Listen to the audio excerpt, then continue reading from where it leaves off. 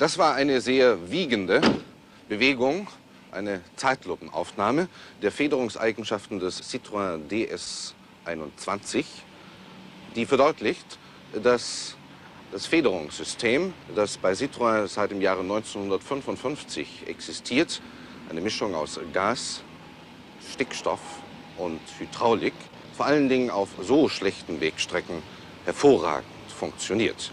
Es gibt in Federung und Dämpfung keine Elemente mehr aus Metall. Und das ist nicht das einzige Außergewöhnliche oder man kann auch sagen Extravagante an diesem französischen Fahrzeug. Seit 1955, also seit 11 Jahren, gibt es diesen Typ mehr oder weniger unverändert, ständig ein wenig verbessert, aber auf der anderen Seite in der Grundkonzeption gleich geblieben. Eine interessante Konzeption ohne Zweifel. Werfen wir zunächst einmal einen Blick nach innen. An außergewöhnliche Dinge muss man sich zunächst gewöhnen, so zum Beispiel auch an das Armaturenbrett und die verschiedenen Bedienungsknöpfe. Diese Anordnung entspricht keineswegs all jenen Ansprüchen, die heute im Zusammenhang mit der inneren Sicherheit eines Automobils zurechtgestellt werden. Die Zahlen über der Geschwindigkeitsanzeige sollen den Bremsweg verdeutlichen. Das scheint uns mehr so eine Art Gag als eine tatsächliche Hilfe für den Fahrer. Ganz ausgezeichnet funktionieren Heizung und Belüftung.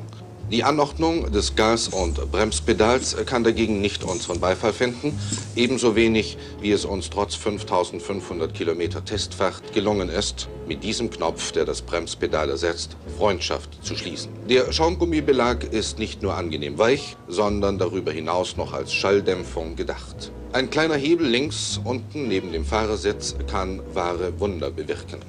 3 Einstellungen erlauben die Höhe der Karosserie je nach Bedarf zu regulieren. Das hier ist die Normalstellung, das die tiefste und diese die höchste für zum Beispiel besonders schlechte Wegstrecken und außerdem ist sie eine echte Hilfe beim Reifenwechsel. Die Automatik ersetzt die Wagenheberkurbel.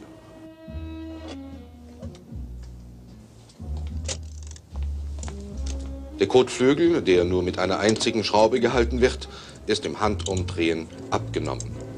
Ein sozusagen fast vollautomatischer Reifenwechsel. Eine der erfreulichen Nebenerscheinungen der hydraulischen Höhenregulierung beim Citroën. Die Konstrukteure dieses Fahrzeuges haben schon vor ein paar Dutzend Jahren mit manchen Traditionen gebrochen und so ist der Wagen auch äußerlich ein typisches Beispiel extravaganter Perspektiven. Große, klare Flächen beherrschen das Bild. Bei näherer Betrachtung wird man feststellen, dass der Entwurf dieser Karosserie auch günstige Möglichkeiten für den schnellen Austausch einzelner Teile geschaffen hat.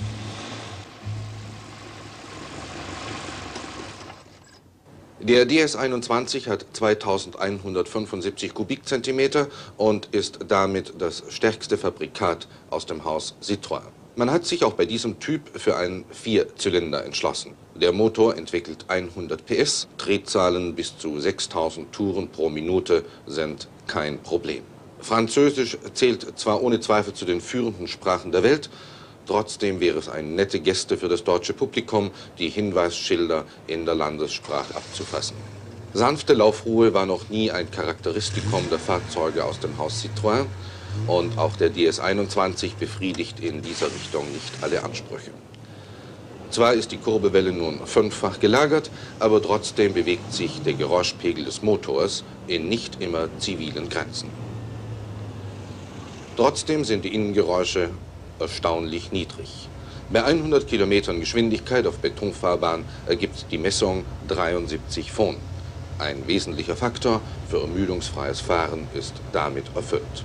Andererseits zeigt die zu hohe Anordnung des Lenkrades ganz deutlich, dass es an der Zeit wäre, einige zusätzliche Änderungen zu treffen. Das Gleiche lässt sich übrigens vom Rückspiegel sagen, der den Blick auf die vordere rechte Seite versperrt.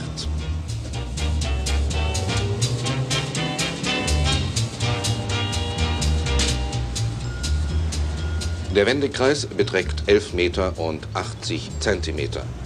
Eine Zahl, die der Handlichkeit des 21 nicht in allen Situationen ein gutes Zeugnis ausstellt. Die Beschleunigung von 0 auf 100 ergibt mit 14,6 Sekunden einen nur durchschnittlichen Wert.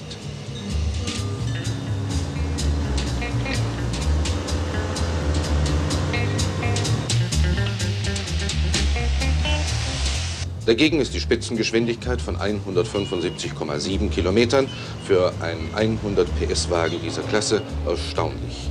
Nicht zuletzt wird dieser Wert durch eine aerodynamisch ausgezeichnete Karosserie erreicht. Alle Fahrzeuge des Hauses Citroën gehören in die Kategorie der Sparsamen. Auch der DS21 macht hier keine Ausnahme. Auf der Landstraße verbraucht der Wagen bei einem Durchschnitt von 75 Kilometern 11,6 Liter. Auf der Autobahn bei einem Durchschnitt von 120 11,8 Liter und im Kurzstreckenverkehr 13,5 Liter. Das ergibt einen Testverbrauch von 12,3 Liter. Für ein Fahrzeug dieser Größenordnung ein ganz hervorragender Wert. Es muss Superbenzin getankt werden.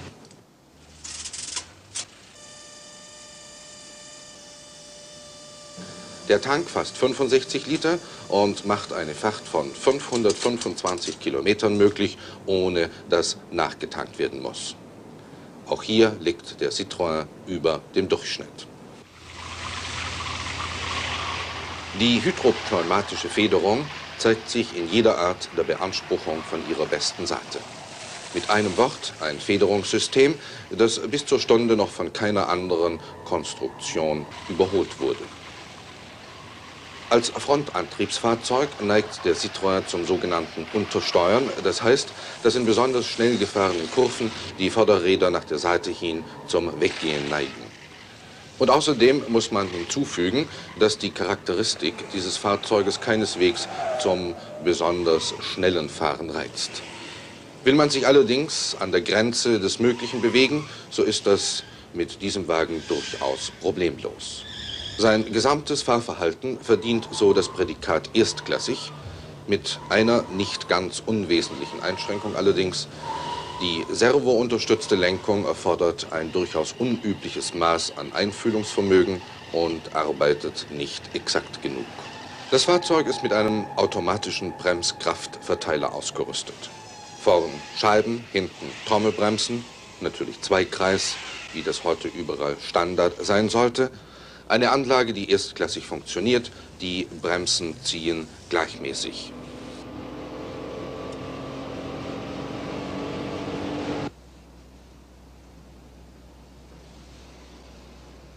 Aus 100 Kilometern Geschwindigkeit steht der Wagen nach 49 Metern und 85 Zentimetern. Eine Strecke, die zwar mit dem angegebenen Messwert auf dem Tacho keineswegs übereinstimmt, aber wahrscheinlich hat man bei Citroën an eine lange Schrecksekunde gedacht. Auf besonders schlechten Wegstrecken zeigt sich die hydropneumatische Federung und ihre Niveauregulierung von der allerbesten Seite. Die Einzelradaufhängung an Schwingarmen und Längs- und Querlenkern tut das ihrige dazu. Prüfung der Seitenwindempfindlichkeit. Die Windmaschine bläst mit einem Tempo von 100 Kilometern im rechten Winkel zur Fahrbahn. Geschwindigkeit des Fahrzeuges ebenfalls 100 Kilometer pro Stunde. Die Lenkung ist blockiert. Der Citroën DS21 fährt durch diese Windschleuse so sicher wie durch ein laues Lüftchen. Die Kraft der mit 100 Kilometer auftreffenden Luft ist kaum zu bemerken. Die messbare Abweichung beträgt 1,10 Meter und ist damit ein Wert optimaler Sicherheit. Dieser Wassergraben wird mit einer Geschwindigkeit von 25 Kilometern durchfahren, um festzustellen, ob die Karosserie dicht ist und ob der Motor nach unten hin genügend abgedeckt ist. Der DS21 besteht beide Punkte der Prüfung ohne Schwierigkeiten.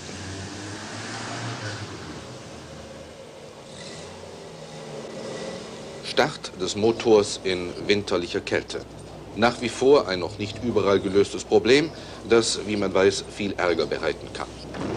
Schon aus diesem Grund ist die Prüfung in der Kältekammer ein immer wiederkehrender, notwendiger Bestandteil eines Autotests. Der Wagen wird auf 15 Grad minus unterkühlt. Dann kommt die spannende Sekunde. Springt er an oder nicht?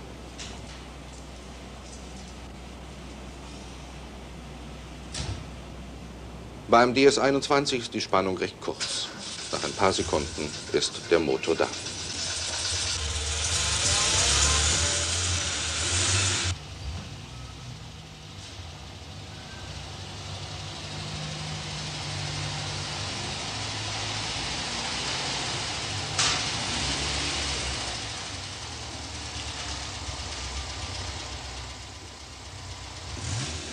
Die durchaus nicht unkomplizierten Hydraulik- und Servomechanismen des Citroën sind in den langen Jahren ihres Bestehens so weit gereift, dass es ein Irrtum wäre, aus ihrer Existenz auf erhöhte Reparaturanfälligkeit zu schließen. Zu den vielen der Fahrsicherheit und dem Komfort dienenden automatischen Vereinfachungen gehören zum Beispiel auch die Scheinwerfer, die sich von allein immer in die richtige Position bringen. Unser Testwagen, genannt Pallas, als Luxusmodell des DS-21, besitzt zusätzlich noch 2 Jodscheinwerfer, deren hohe Leuchtkraft die Lichtanlage des DS-21 zu einer Ausrüstung machen, die den Namen erstklassig verdient.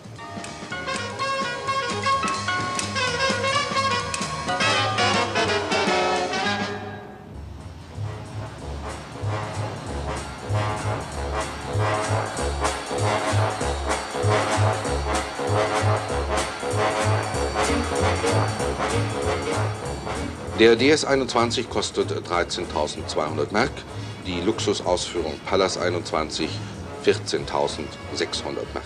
Im Jahr sind zu bezahlen für die Steuer 316 Mark, für die Versicherung 525 Mark.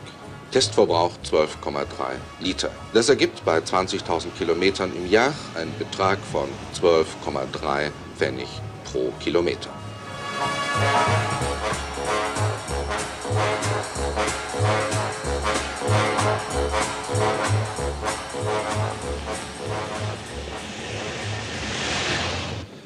Ich kann mir, meine Damen und Herren, etwas Einfacheres vorstellen als eine gültige zusammenfassende Schlusskritik über den DS-21.